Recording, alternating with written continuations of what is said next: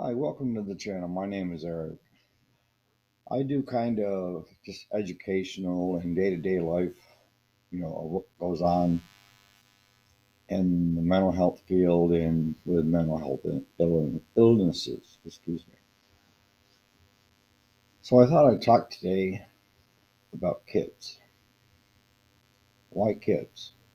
Well, while I was over to the hospital with my wife in the hallway with just a screen, there was a family just next to us on a where the child, I would say 9 to 11 years old. And you can hear everything, anyways. So the mother had brought her in because she felt that her child was suicidal. So they asked her, "Why do you feel that way?" She said, "Well, she was trying to stab herself with a pencil." Okay. At that point, I just felt like screaming. You know, that child was not suicidal. That child didn't know how to reasonably try to get her parents' attention. Yeah, it's sad that children have to go that far to try to get a reaction from others. We're failing our children terribly, not purposely, but we are failing them. A lot of kids, and even some adults, have a very, they have to have instant gratification. And the only interaction they're getting are watching Snapchat, YouTube, TikTok, just to name three of them. People have forgot how to communicate the right way. Instead of saying, "Hey, mom, let's talk about this or talk about that," the child is on her own computer, laptop, iPad, or phone. Good chances are the parents are on their phones too. What happened to talking to each other? What have we become in a society where people do not know how to interact anymore? Texting each other back and forth is a way to kind of keep, but there's no physical or audible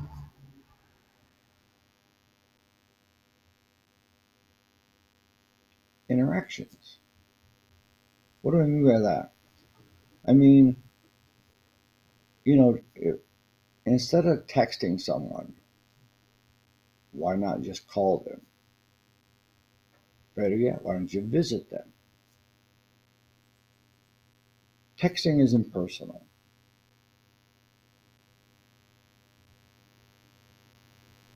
Seeing more and more kids and adults post their less than 60-second videos hoping to get to fame and glory on Snapchat, or not Snapchat, on TikTok, and now YouTube has shorts. So, I mean, you're seeing them in both. That's what that child and a lot of adults are interacting with on a daily basis. You know, it didn't help that we screwed up our children with COVID, where we kept them apart, kept them out of school, put masks on their faces when they were the lowest possible percentages of actually getting and becoming very sick from COVID. But we did it anyways. And that interaction that they did have, that they were starting to develop, stopped. The only interaction they had was either by Snapchat, communicating back and forth, texting, you know.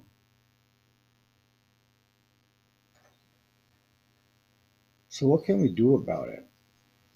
How can we change things so that our kids know the right way to interact and ask for a form of attention? First thing you need to do is you need to lay the law down. And that is, you're not going to live on your phone or computer or laptop, whatever. You're not going to live there. So when you get home from school, if you have homework that you have to do on the computer, that's fine. But I don't want to catch you having any Snapchat or YouTube or anything else open on that computer at the time. As parents, we're not supposed to be our kids' best friend. We're supposed to be the ones that teach them how to grow and how to succeed in society. You know, there was a gal over on LinkedIn that had posted that her biggest harsh word was failure, and how we should change the word so that it doesn't sound so bad. What? Here's my 2 cents. You need to know failure to know when you succeed. You need to know sadness to understand and feel joy.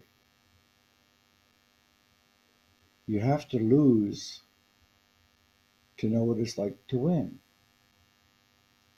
This concept that came out a number of years ago, that all the kids need a trophy.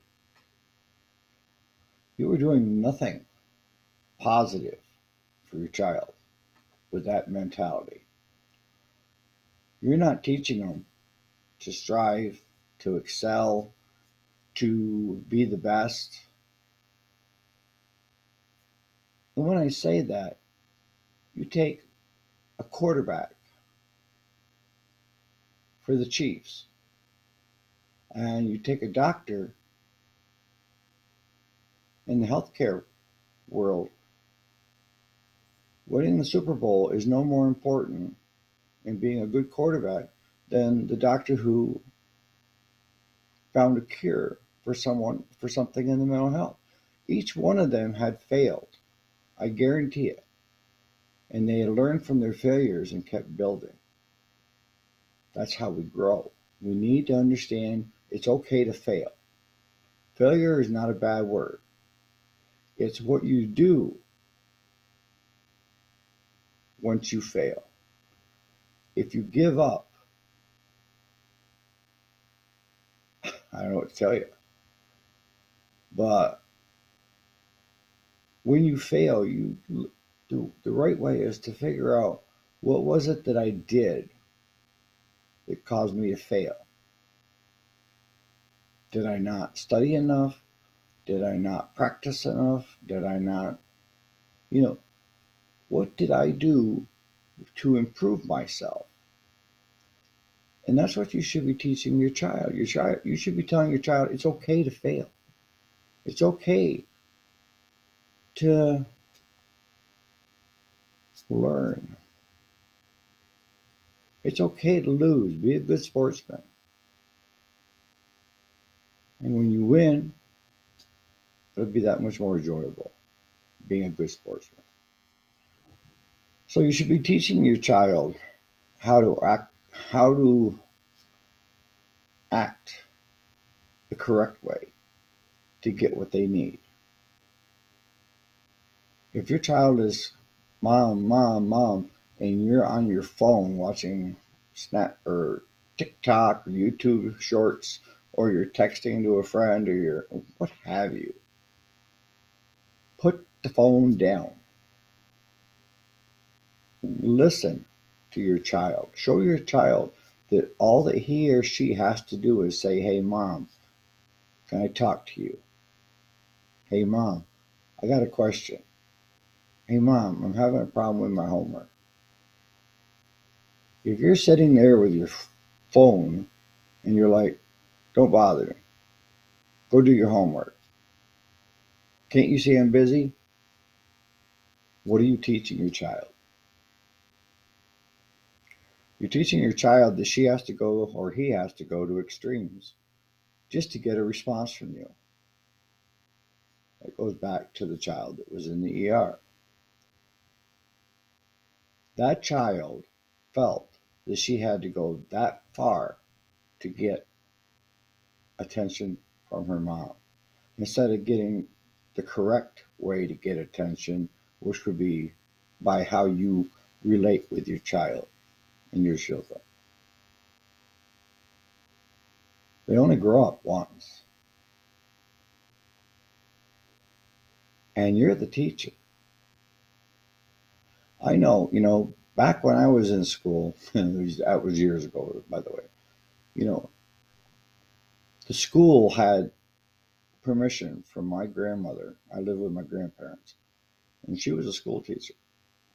The principal had permission to actually get aboard and paddle my ass if I was screwing up in school. Teachers had a permission to tunk me on the head or hit me with a ruler or what have you. Pay attention. And I knew that I would get it 10 times worse once I got home.